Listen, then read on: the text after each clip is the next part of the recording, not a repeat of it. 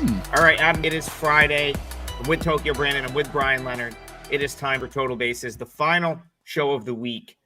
They gave us a full slate today, so no time to kill today. We're going to get right into it, get to as many games as we possibly can, and was kicking it back and forth with the guys as to what the feature was going to be, which is really just the first one we talk about. We do tend to go a little longer on that one, but we decided on Phillies Yankees. It's national TV, at least what they call national TV now in this country, Bryan Leonard, which means you have to have a streaming service.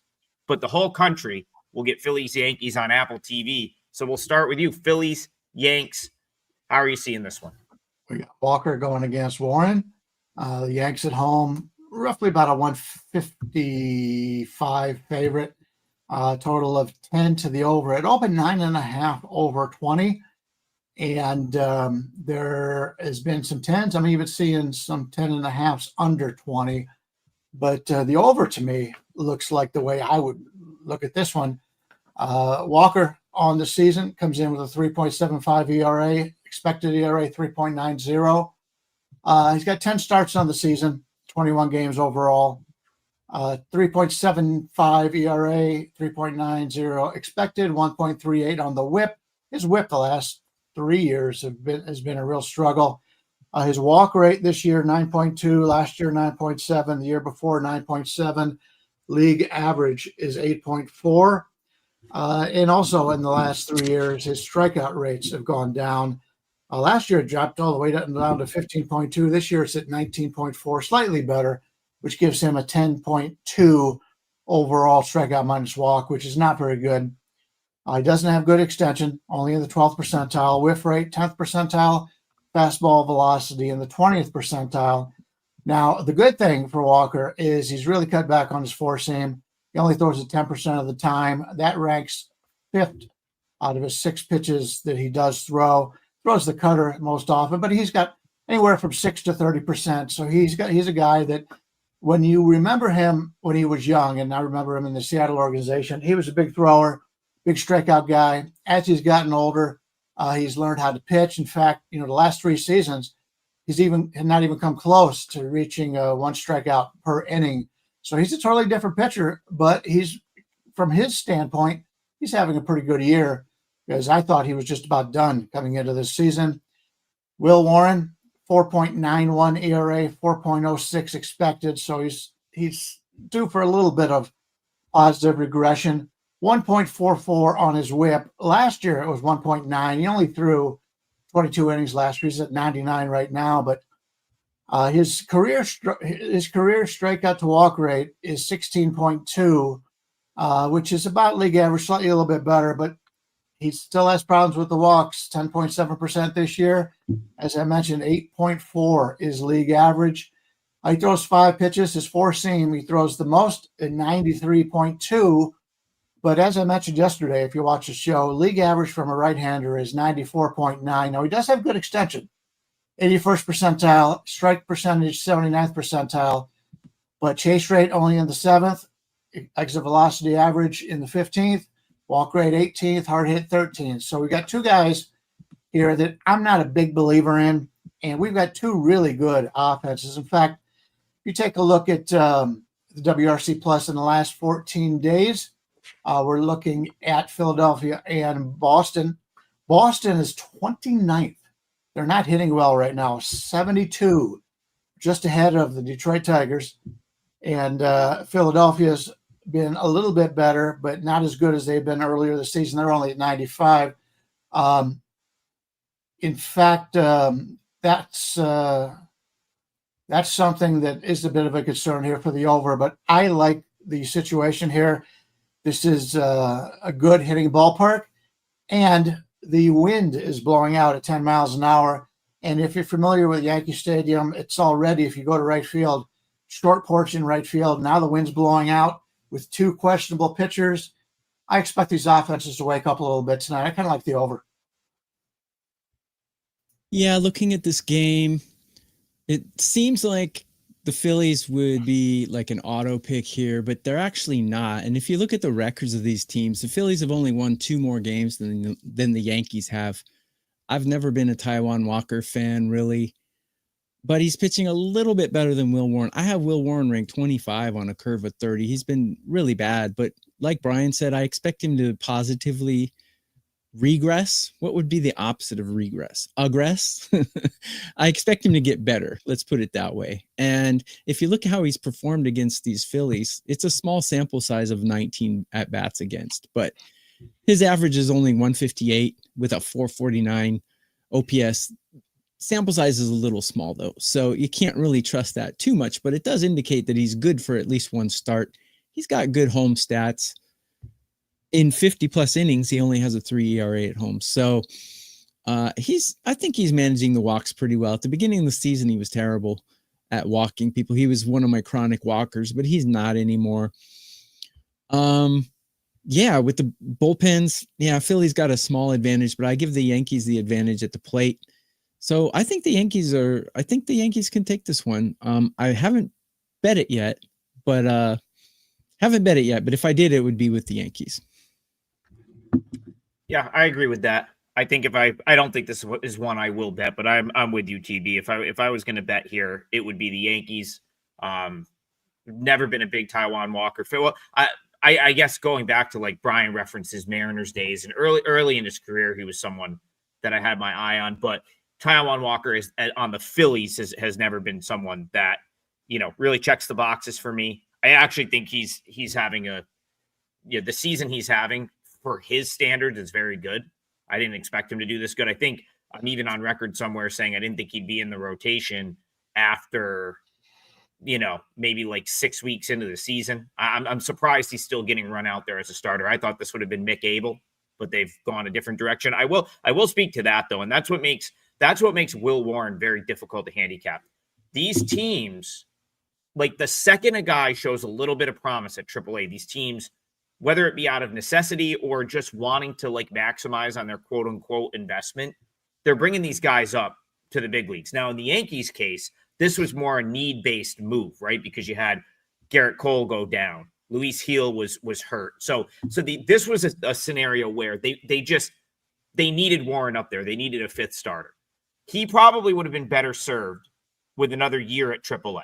And you could say that there's a whole host of guys that are in the majors right now that are younger guys that would have benefited from a half season to a full season at AAA, which is what 90% of pitchers did. Like if you go back 10 years before all these arm injuries, and then before these teams got in the mindset where we can't miss valuable time if the guy is the guy, right? So like if you're sitting on like a Mizorowski, it's like the mindset of organizations is, well, we don't want to waste starts that he could be helping us at the big league level at AAA. The problem is with the non sort of top 2 or 3% of guys, you get a Will Warren who actually should be like he's got all of the tools to be a very good pitcher.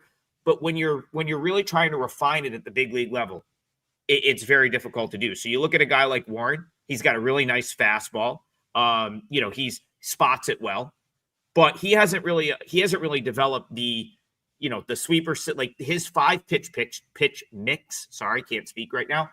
His pitch mix is not super effective because he's not getting a ton of swing and miss off of the fastball. So he spots the fastball well, locates it, but doesn't have an out pitch that gets big leaguers out. So he's not, he'll generate some strikeouts, but he's not getting a ton of swing and miss. And so that contact has turned into some of the blowups you've seen from him. Because that seems to be what happens to Warren. He's either pretty good or when he struggles, it's the blow-up start. So, but all of that aside, I think he's pretty good. I think had this guy been down at Scranton for like another 6 months, he comes up and you're probably like, wow, he's a pretty solid big league starter. So I'm going to continue to sort of like, look for that from him. It makes it tough to lay this price, but again, I'm a Will Warren believer far more than I am in Walker, and the Yankees are still just a slightly better team. So I do like the Yankees as well here with TB on this one. All right. Truman, morning, everyone. Excited to be in the live show. We love having you live. We equally love having you on demand. We love having you on Twitter, which is now fixed. That's why I fixed the Twitter stream. So if you choose to watch there, that is now up. But as always, give us a like, give us a subscribe. It helps the show a ton. And go give Bryan Leonard's page a look because he's got a 5%er tonight. He doesn't like to promote himself. I'll promote him. I don't have anything up for sale, so go ahead to Bryan Leonard's page, grab that 5%er, and let's move it along. I had a starred comment. Have Cash wants to know, any opinion on D-backs Pirates?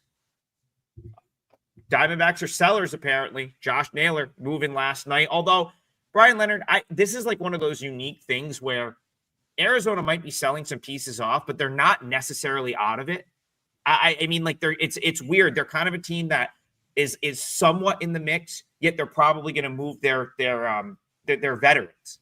So how do you deal with a team like that? Do you think it's bad or good or indifferent because you're going to get younger guys getting a chance? Well, they've come out and said they expect to move 6 of their players. I was interested in Nelson because he's been pitching much better as of late. But the problem is now that they have announced that they're going to do that, all the players are sitting there thinking, well, am I going? Am I here? What's the deal? Oh, why are we giving up? They're still playing. They're 3 games on. What cost them was they just got swept. And that was the determining factor. I think going into that, if they sweep, they're buyers. If they get swept, they're sellers. And they did get swept, and they're in, obviously a very good division other than the Rockies. Everybody else is possible playoff teams. So that is a concern. Nelson against Burrows here. The line originally was in the overnight was Nelson minus 130 plus 110. Now we're seeing a little bit of money on Pittsburgh as they figure that Arizona right now, they don't know who will be in the lineup. We've got a week to go for the trade deadline, so it can move at any time.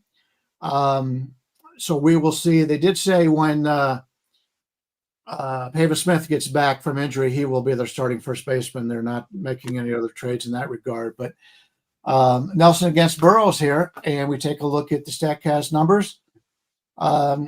Nelson, as I mentioned, he's been pitching much better lately than he had earlier in the season. Comes in with a 3.52 ERA, expected ERA 4.18. His whip 1.06. That's very good compared to what he has done in the past. The past 2 seasons, his whip was 1.25 and 1.42. He's getting that under control a little bit. In fact, his walk rate in his career is 6.8, and league average is 8.4. So he did have a couple of situations last couple of years. This year, his walk rate is better than 50%. It's in the 50th percentile. So he's doing better in that regard. His strikeout minus walk ratio, 12.7. Still not where we want to see it. Average exit velocity, 12th percentile. Whiff rate, 14th. Chase, 22. His extension is really good, 85th percentile. And the only problem is he throws the four-seamer 63% of the time. And I'm not big on that, but it is at 95.5% or 95.5 miles per hour, which is better than league average. So I could see him throwing that a little bit more. And that's the reason why he throws it a lot. But if you get a good hitting fastball team, he only throws the cutter 12%, slider 10, curve 10, change 4. Predominantly good fastball hitting team could really get to him. Mike Burrows in Pittsburgh. Burrows is, he's been an afterthought for the most part this season, but he hasn't pitched bad. His ERA is a little bit high, 4.7, expected 4.38, whip 1.41, not the greatest. His career walk rate is 10.1, so that's a bit of a concern. Strikeout rate 23% in his career. So overall, not something we're looking for. Chase rate 3rd percentile, barrel rate 11th, hard hit percentage 12. In fact, other than his fastball velocity, which is about in the 65th percentile, he throws it at 95.2. He has not done much, but he's a young kid and only 25. Four-seam he throws 43% of the time. He's got the change, slider, and curve, all used at least 12% or more. In this game here, with the current number of what it is, with Nelson being about a 108 favorite, a 9. I wanted to play Arizona, but at this point, we don't know who's going to be in the lineup. Pittsburgh's not a team I trust. If you go back the last 14 days, Pittsburgh's it's 82 on the WRC plus. whereas the opposition today would be Arizona, and they are what are we looking at? They're fifth at 119, so they're hitting better. If if the starters are still in the game, I think they have a little bit of an advantage here. But without knowing anything about the lineups yet, I will pass. But I think there may be value on Arizona if they come out with their regular starting lineup here. Guys, I have a 4% play out in MLB. Bryan has a 5% play out. Haven't been doing well the last few days, but I'm still number one in all sports profit in 2025 at Wager Talk. So grab our plays. All of us put free plays up as well. Leave a comment and like the replay of this video. It helps us out a lot. So regarding this game, Ryan Nelson, Mike Burrows, yeah, the Diamondbacks, when they start dealing their players, guys in the locker room, they know that. They know that the team's season is basically over. So, but even though they know the season's over, these guys are mainly playing for stats only. I mean, nobody thinks the Diamondbacks are going to win the World Series. Even the players don't think they're going to win the World Series in the locker room. But they're playing for stats. They're playing for contracts. So there still is something to play for. It's not like the wind is out of the sail and they're all just going to be up there with limp bats. They're going to try. But yeah, the oomph, a little momentum is gone. Because they know it's over. They know Suarez is gone. They know Gallen's gone. They know Merrill Kelly's gone. They know it. So they're still going to swing for the fences, though. And Ryan Nelson as a pitcher, he's still going to pitch his hardest. And I really like his stats against this team in the past. I mean, he's got 38 at-bats against him, a 158 average and a 463 OPS. And I've said in videos before, I look at 750 as kind of the Mendoza line. He's way under that. So he's basically been these batters' daddy throughout his career. And that's not against. So there was a back and forth in the chat yesterday saying, I don't think against the team matters at all. I'm not saying this is against this team. It's against these batters. So it does matter.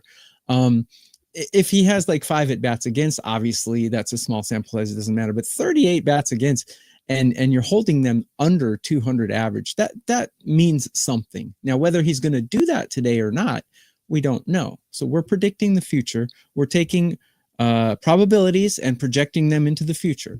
So I think he's going to hold them down. So the way I would go here, I kind of agree with Bryan, would either be the Diamondbacks on the money line, but that bullpen is so bad. Maybe the Diamondbacks first 5 or a Pittsburgh team total. Haven't put it out yet, but if I did, that's how I would go. I'm going to pull this comment up because I agree with this. And here's the thing. I like the Diamondbacks. I'm with you guys on that. I very much disagree that Arizona's season is over.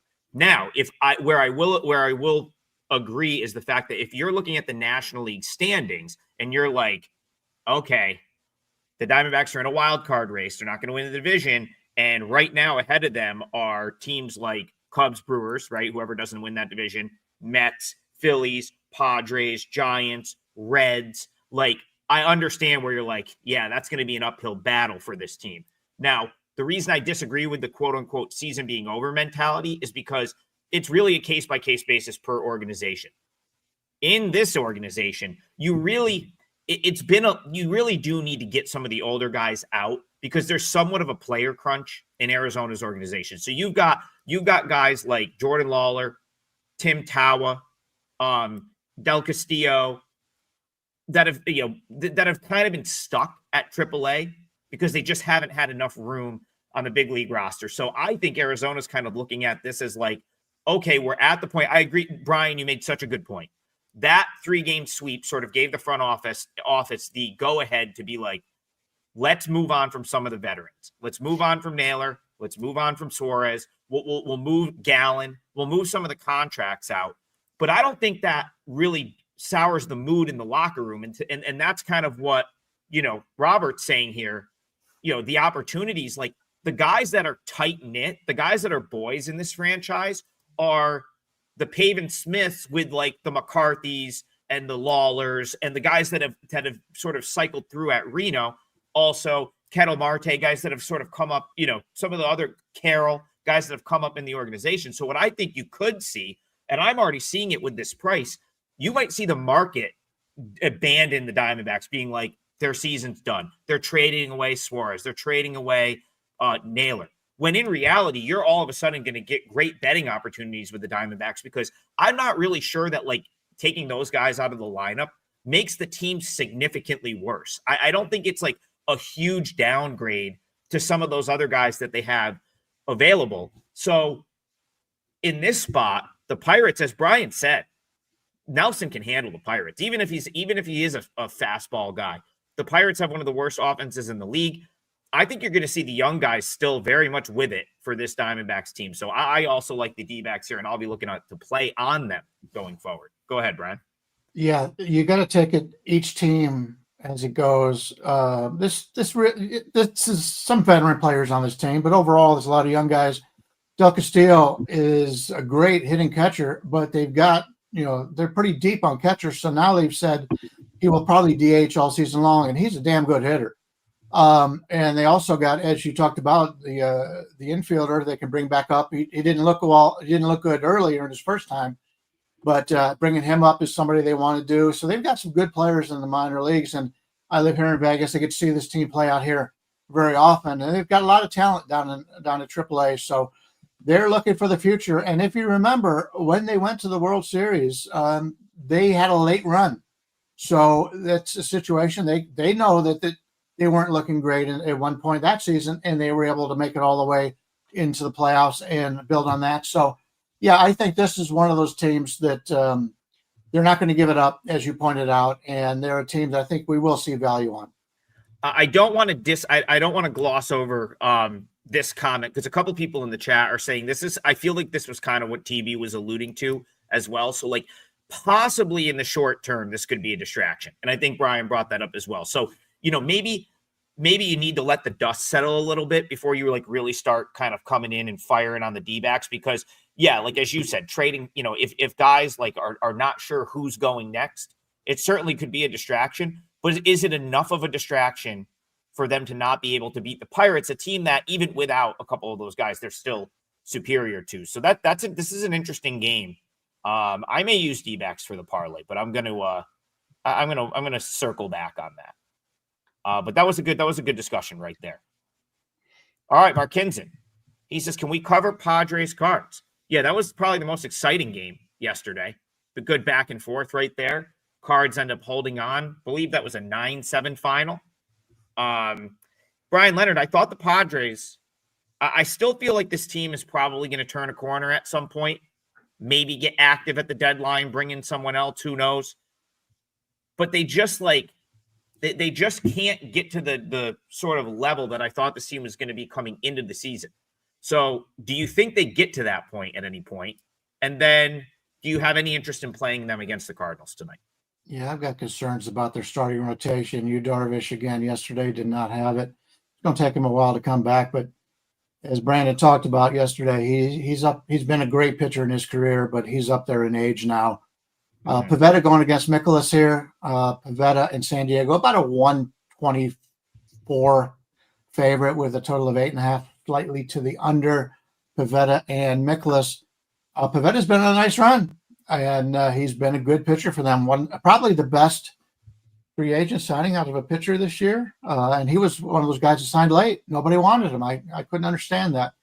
2.81 ERA, 3.77 expected. So he's been a little fortunate. His whip's been great, 1.00. He's only got a 6.6% walk rate, 27.9 strikeout rate, which is 21.3. That's excellent. That's what you want. His weakness, barrel percentage, and a ground ball rate. He's in the 10th percentile in barrel percentage, ground ball rate, the 13th percentile. And so that's something to be concerned about. His extension is great, 84th percentile. He's 6'5", so that ball gets on you in a hurry. His four-seamer, he uses more than anybody else, though, and that's my only concern about him. It's 47%, whereas his other 5 pitchers are anywhere from 22% for the curve all the way down to 3 for the slider and 1 for the slider, 3 for the sinker. So he's basically a 3-pitch pitcher, sweeper 18%, uses the fastball a little bit more than what I would like, but he's done it very well, and he's having a hell of a season. Miles Mikolas, 5.20 ERA, 4.94, 1.30 WHIP. Doesn't walk anybody. That's the best thing, and probably the only thing with Mikolas. He's in the 89th percentile in walk rate, 5.5%, which is a little bit high for him. His career is 4.3, whereas the league average is 8.4. He is in the strike zone a little bit too much considering what he has, and he also his top pitch is the four-seamer. Only throws it 28% of the time, but it's only 92.4 miles an hour, which is 2.5 worse than league average. His barrel percentage is 7th percentile, whiff rate 6, strikeout percentage 12. He is not a good pitcher, and they've got many other guys in the minor leagues and that have a better chance of by the end of the season, especially if they're out of the playoff race. This may be the last season we see Miles Mikolas in the starting rotation here. He's 36 years old, been around for 10 seasons. He's an innings eater, but this isn't a guy you want in your rotation if you're looking to make the playoffs. That said, I prefer the San Diego side in this game, but this is a decent home run hitting ballpark. And when you got Pivetta throwing a lot of fly balls, that is a concern. St. Louis does have some pretty good home run hitters on this team, so probably won't get involved, but I lean with San Diego. So some people in the chat are asking me where I have, Stacy's asking me where I have so-and-so bullpen ranked and stuff. I have all my rankings at my page on wagertalk.com, so go there and download it for free. Pitcher projections, rankings, and all that stuff. So regarding this game, the aforementioned rankings, I also rank the top 20 starting pitchers, and I have Nick Pivetta ranked 14. He's playing great, and he does have a couple weaknesses like Bryan pointed out, but no matter what those weaknesses are, I'm sure he's still better than Miles Mikolas, so that doesn't bother me. I was waiting for San Diego's bats to wake up because they were really quiet coming out of the All-Star break and going into it, actually.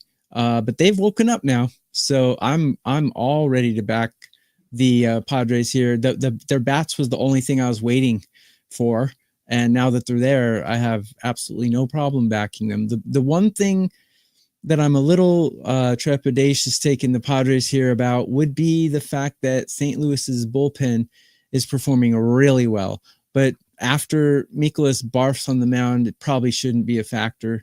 So, whenever I badmouth someone, the opposite happens. So watch the Cardinals come out and Mikolas go 7 innings of no hit ball or something.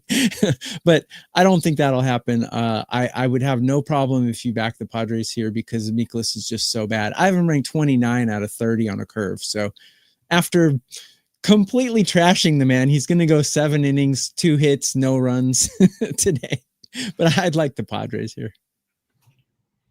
Yeah, so do I.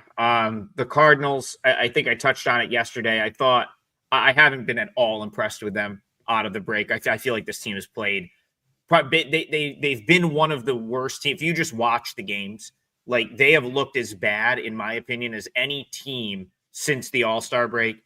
Totally lethargic in that series with the Diamondbacks. Lost 2 of 3 at Coors. I know they won last night, but their win last night was entirely tied to Darvish getting blown up. Like after the 7th inning, they didn't do a ton. Actually, I kind of agree with you, Tokyo Brandon. I'm more interested in the fact that the Padres almost came back and won that game. Like that to me is maybe the sign that they might turn the corner. I mean, the Cardinals had a 7-2 lead, and that was a 8-7 game. Like that was a tight game that then the Cardinals needed to sort of use some of their better bullpen arms to close out the game. So Duffel in the chat says this has to be a parlay piece. I got you.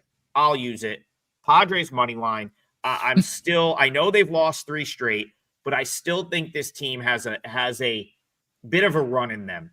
I think they could make a move at the deadline. Now, knowing the Padres, it won't be the right one, but they'll still probably try. But like even with the guys they have right now, and Pivetta is just so far and away a better option than Mikolas at this point. That I think even with a little bit of juice, you gotta still like the Padres, and certainly for the parlay, I'm not at all concerned with laying $1 40 or whatever it is. So let's I'm with you, Duffel, TB. I agree with you guys. Let's go Padres money line. Brian Leonard, what do we have for a number there? It's about 126 right now. Oh, wow. So Yeah, the Cardinals took some money. Yeah, it's you could see it anywhere from 120. It basically, Chris, up to 132 at FanDuel. All right. You're always going to pay more for favorites at FanDuel and DraftKings. One of the reasons why you'd like to get more than just the two sports books. Also, St. Louis, Helsley's been their best reliever for a number of years now. They basically come out and said he's gone. They're willing to trade him away. And despite St. Louis being 2 games over 500, they've been outscored on the season. In fact, Arizona, who is now 2 games under 500, has outscored them net by 16 runs this season. So they're in a very similar boat. They're 9 games out of first, and the teams ahead of them are much better than what they are. So, yeah, I expect St. Louis to be major sellers. All right. Yeah, I don't understand the Cardinals money even a little bit, but why not? Padres minus 126 is good. I'll make that my parlay leg. We've got still got a half hour left, so we'll be locking in 2 more before the end of the show. Had a nice parlay winner yesterday. Finally coming around. Two winners already this week on the parlay. We'll see if we can make it 3. Would be an amazing week and really would probably get us back close to that high water mark for the season. Kind of how it goes when you're playing parlays. You only need a couple to really turn things around. So I've got Padres money line, and we will lock something else in before the end of the show. Let's go to this game. Mr. Nance, Cubs Sox. Hauser's been on fire. Any chance he's on display in a Cub by Monday? Well, I mean, considering the White Sox got him pretty much just as a, the Round Rock released him. I'm sorry, the Rangers released him, hoped to get him back. White Sox grabbed him. If they could flip Hauser into something that could help them next year, that is a major win for a team like the White Sox. So I don't know if he'll be a Cub. Brian Leonard, is he going to end up somewhere else? And how about those White Sox who continue to just play good ball in the second half of the season? Yeah, you mentioned the parlay yesterday. Not only did we hit the 3-team parlay, it was plus 675. Yeah, a couple underdogs. When we hit the other one, Brandon wasn't feeling well that day, so it was only a 2-teamer. So yeah, yesterday was a big parlay winner for us, and I didn't have any plays for my clients. I gave out 3 that I liked here, and I won 2 of those 3. But yeah, I do have that 5% play going today, and it's only my second 5% play of the month of July, and we're almost to the end of the month of July. So I don't give out a lot of big plays, but I do have one going today, and you can pick that up right now. And we do have the option where you can get it guaranteed, or you can get it regardless of the outcome.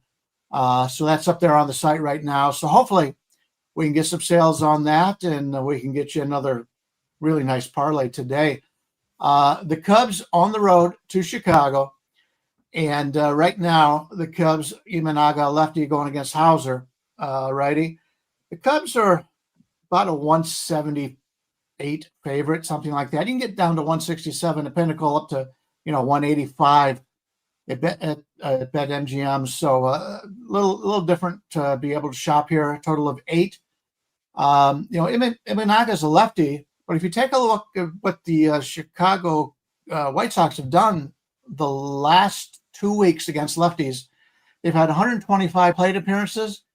They have a 145 WRC plus, right behind Minnesota and Colorado against lefties. If you take a look at them overall over the last 2 weeks, we're looking at the Chicago Cubs at 101. Chicago White Sox overall, it's 108. So you've got a White Sox team that's hitting better against lefties especially, and overall going against a Cubs team who has been a disappointment lately. Imanaga's a really crafty veteran. He hasn't been in the United States very long, but he's been around for a while. He's 31 years old. 2.40 ERA this season, but his expected ERA is 3.51. His whip's been great, 0.92. He's always had a very good whip. His career walk rate is only 4.6. His strikeout rate was 25.1 last year. It's down to 18.2 this year. That is a little bit of a concern. He did come back from injury, so his strikeout minus walk ratio is only 12.4. That's not very good. Fastball velocity, 9th percentile. Ground ball rate, 3rd percentile. So he's a guy that gives up a lot of fly balls, and his four-seamer he uses 50% of the time, but he only throws it at 90.9 miles per hour. That's not good. Splitter, sweeper, and curve. Curve only 3% of the time. So basically he's a 3-pitch pitcher, and his four-seamer is not been that good. He's in the 9th percentile, if I didn't mention it before, in fastball velocity. The Chicago team is playing with a lot of confidence right now, a lot of young players, and this team is playing much better than they did earlier in the season. Hauser comes in with a 1.89 ERA, 3.77 expected. Obviously, he's been a little bit lucky. 1.23 whip. His walk percentage, he's had problems in the past. His career walk rate is 9.1. This year it's only 7.7. He's done a little bit better in that regard. Never been much of a strikeout pitcher. This year 17.7, which gives him a 10.0 strikeout to walk ratio. So I think the offenses could have some success here. And I think there's value on the Chicago White Sox. The Cubs got a big series coming up against a really good, I think they play the Mets coming up, if I'm not mistaken. One of the really good teams they'll likely face if they get to the playoffs. So that's something to look forward to. Don't know if they'll look past the White Sox, but you'd have to think playing the White Sox is something that they're not getting excited about. Whereas the White Sox, if you've been in any of these cities, the Mets for many years, the Angels and some of these other cities, the Clippers in the NBA, they take these games more seriously than the other teams do. So we got the little brother playing at home with a guy who's been just as good as Imanaga here, and they're hitting really well, and you're getting them upwards of from 147 to 159. I think there's a little bit of value here on the White Sox, either playing them on the plus run line, plus 1.5, although they are the home team, or getting them on the money line. It's something I'm taking a look at right now, and I may end up with one of these on my card today. Yeah, two Chicagos going against each other. Go to our pages, guys, and we have free plays up. Brian's got a 5%. I have a 4%. Adam will have something out too. So go to our pages and at least check out our free plays. We're 3 of the best cappers at Wager Talk, so grab it. Yeah, Imanaga. A lot of people ask me who's the American equivalent, not American, but Major League equivalent of Imanaga. He's kind of like Louis Castillo. He's basically similar age. He used to be dominant. He used to be the ace of his team, and now he's getting a little older. He's still great at eating innings, but he's just not the flashy, dominant strikeout guy that he used to be. It's basically very similar careers. And Imanaga did win a championship with the DNA Baystars in Japan in way back, 2013 or something, way back when. Anyways, so I like him as an innings eater, but he's not anything flashy. I got these two pitchers ranked pretty similar.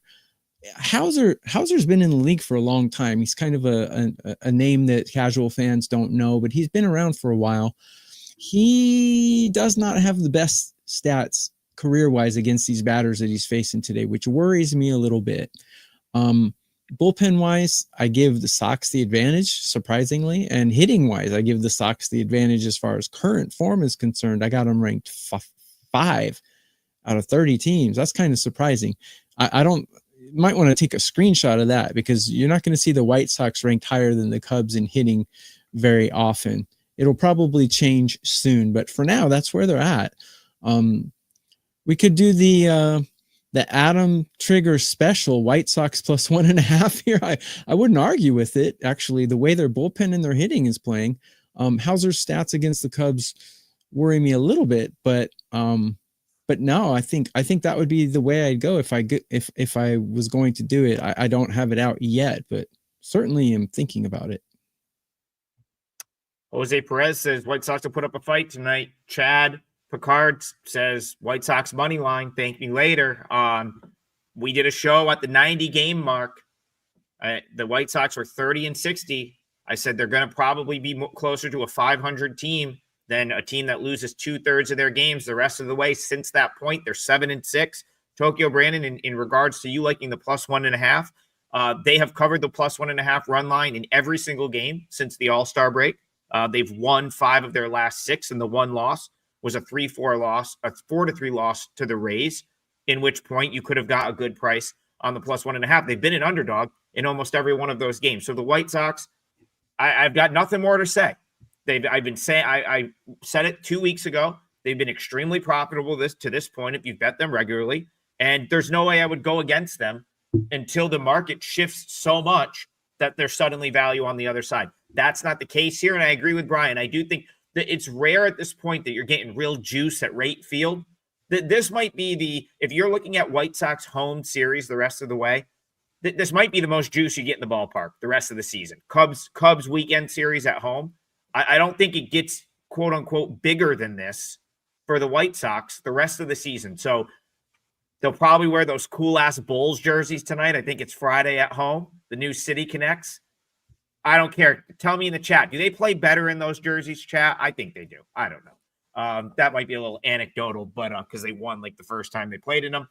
But still, the White Sox have played so much better of late. And that goes back to Will Venable turning this into a developmental roster.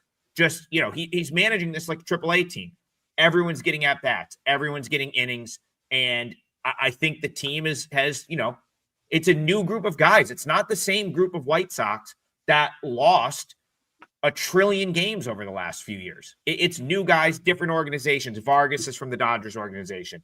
Keel came over from the Red Sox. Colson Montgomery was a young guy that came up through the ranks. Cuero came up through the ranks. Our guy Mike Tauchman, Tokyo Brandon, came back from Korea. So you got like different guys. These aren't the guys that lost all those games. And I think you're seeing some of that, like just positive momentum, camaraderie, chemistry playing out. And now they're starting to play good ball. Go ahead, Bryan Leonard. Yeah, I admit, I thought it was the Mets. They're playing the Brewers, actually, is the next series for them. And the Brewers have a 1-game lead on them. That's enough to get me involved in this. I'm going to use this as my parlay piece. I'm going to take the White Sox plus the 1.5, -110. There's a -100 out there if you're shopping around, but -110 seems to be the consensus here. And as you mentioned, and that was a good point about the White Sox covering this 1.5 in every game in the second half of the season. I read that and I forgot to mention it. So thank you for pointing that out again. So that'll be me. The White Sox plus 1.5, -110 is my parlay on today's card. They also got rid of zero work ethic, just disappointment, Andrew Vaughn. I really think that like when they got rid of him, they sent all the bad whatever over the last couple of years because that dude he's one of my least favorite players. If you talk to the Brewers, though, they think he's been a spark. Hey, listen, sometimes you just need a fresh start. Yeah. But I've heard from players that played in that organization that he was not a very hard worker. He kind of just showed up and was always, it makes sense because he never lived up to expectations. Yeah. And so, hey, maybe just and you know what? There's some merit being said to going from the White Sox. Now you show up, a team like the Brewers, everyone's playing winning ball. Like, what you're going to be on your best behavior. So, good for him. Colin Gregory says Mariners -1 as well. I'm looking at, listen, don't sleep on the Mariners. They have more moves to make. They are not done. I'll tell you that right now. That Naylor move was just the beginning because they still have prospects that they can ship out. I expect them to make another big splash. I think this team is for real, Bryan Leonard.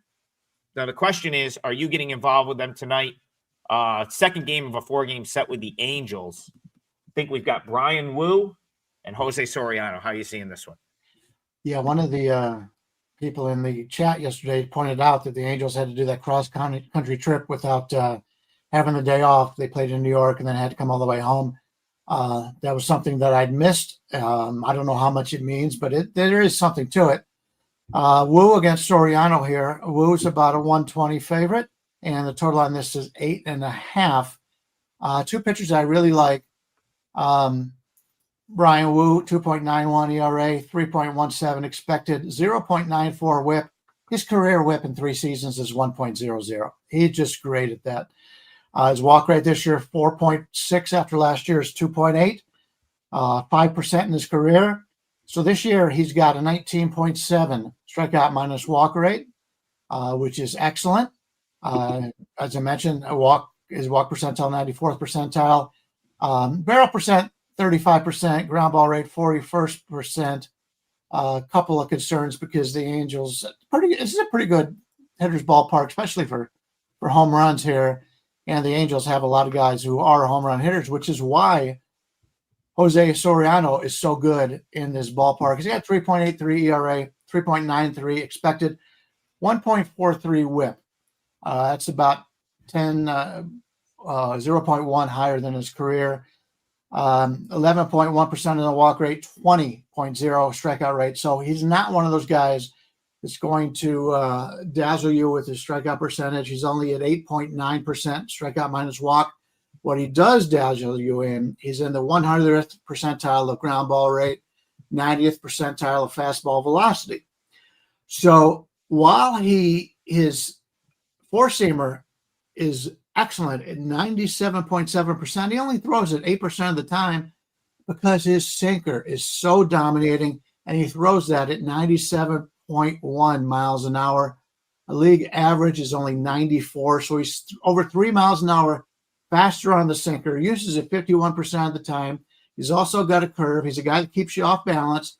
I like this way this guy pitches, and this is a really good ballpark for him. He's had success here. And so we got two pitchers that I really like. The problem is if you take a look at the last 14 days in WRC Plus, these are the two leaders. The Angels 133, Seattle 131. So we've got conflicting things here. I like the two starters, but both teams are hitting it really well. So how do you treat this? I still like the under a slight bit here. I think maybe first 5 under. Something to that respect, because I'm not a big fan of the Angels bullpen. Seattle's got a good bullpen, and they've got a really good closer. So maybe first 500, but this probably won't make my card. Wow, it looks like Brian's reading my notes. I like the first 5 under also. And the reason is mostly because actually the Angels are hitting better than the Mariners right now, which is kind of surprising. It's current form, though. They're not as talented as the Mariners at the plate. But current form, they are. Neither bullpen's really performing well. You don't really know what you're going to get from this Jekyll and Hyde bullpen from the Angels. Seattle's is good, but they're underperforming right now. So, yeah, I agree. Throw out the bullpens.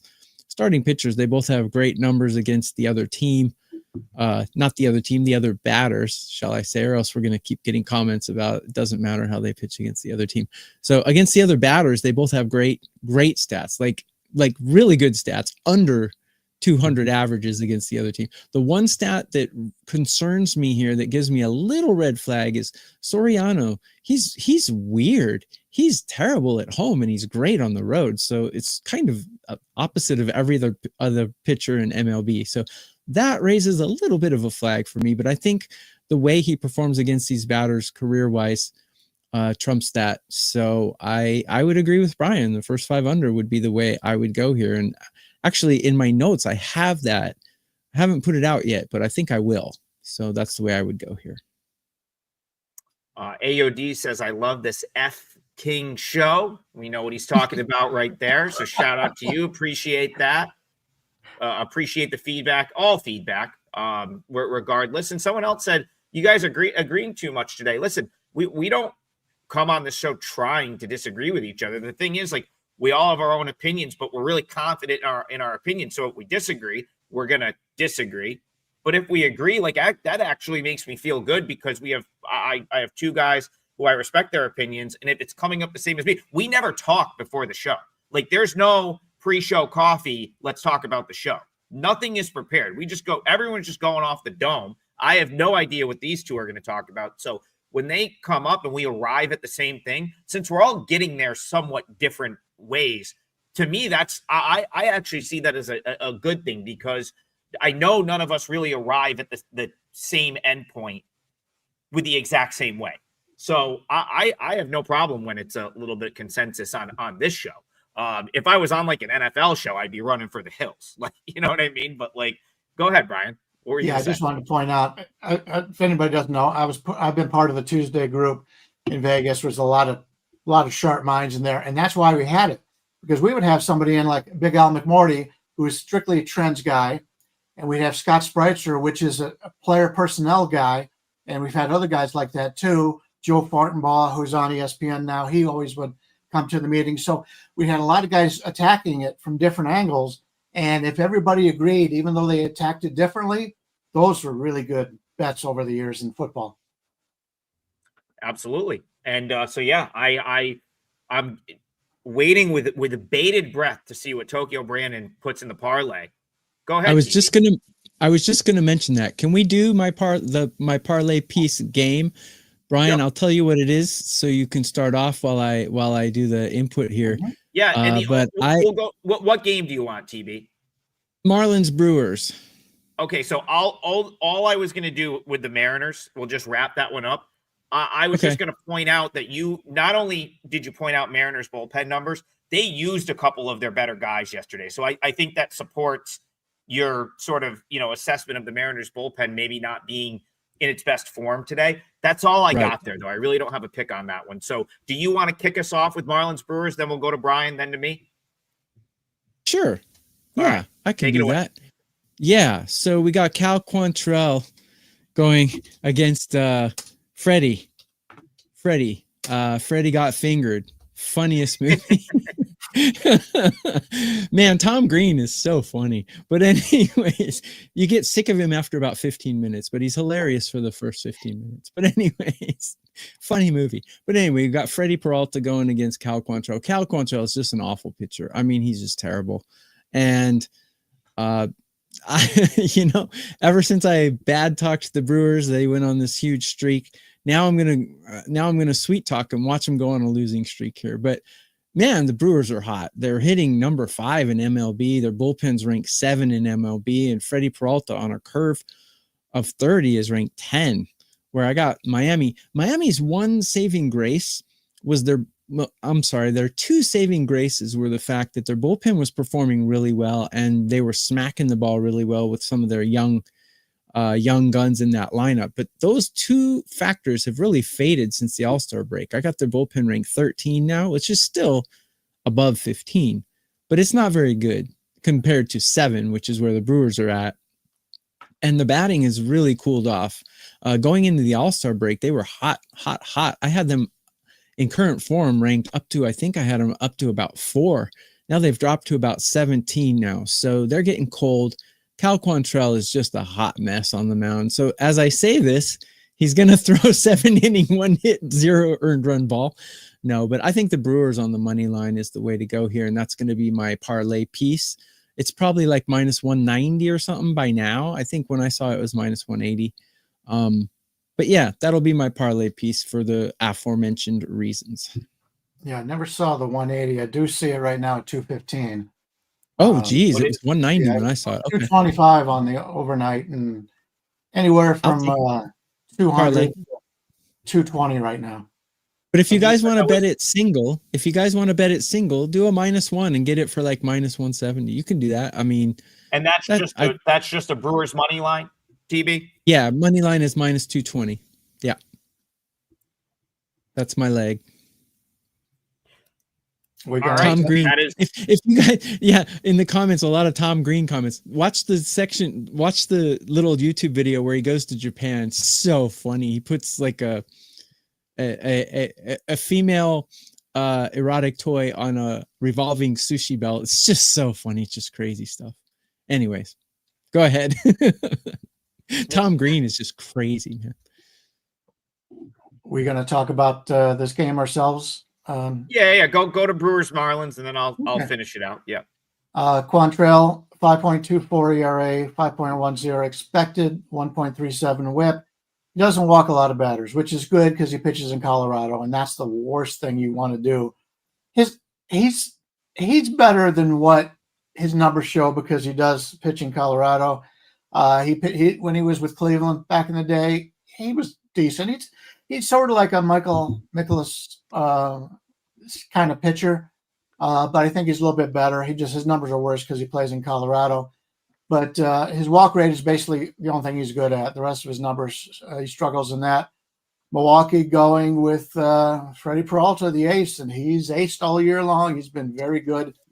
He comes in with a 2.85 ERA, 3.41 expected, 1.08 WHIP. More of a fly ball pitcher, though. That's just the worst thing. His ground ball percentage is only 28th percentile. So he does give up a lot of fly balls. But his hard hit rate, 87th percentile, extension, 81st percentile, and he's only 6 foot. So that's pretty impressive to be 6 foot and have an 81 percentile extension. We all know that he's a very good pitcher. His strikeout minus walk ratio on the season is 17.1, which is not great, but it's good. And considering what he has done in the past, that's something to be proud of. He does throw his four-seamer 57% of the time, and it's about league average of 95.0. He's got the change, the curve, and the slider. Throws the fastball a little bit more than what I would like because it's 95 is okay, but that's a league average fastball from a right-hander. But still, I like Milwaukee. Milwaukee's playing great. The only problem you could possibly run into is you would think this would be a letdown for Milwaukee, but very similar to what we've seen out of the Toronto Blue Jays. They just don't seem to have a letdown since the second half started and right before the first half. So it may be a letdown spot playing Miami with Quantrill on the mound, but still, from a talent standpoint, I really like the way the Brewers are playing. And unlike Mr. Brandon, I liked them 3-4 weeks ago. So I was very surprised that you gave out the Brewers. I'm just curious, is this the first time you've released the Brewers as a play in a while? It is, which is why. Well, I've won a few plays with them without mentioning it on the show. Kind of like having an overweight girlfriend or something. You know, you don't tell your friends, you just enjoy it.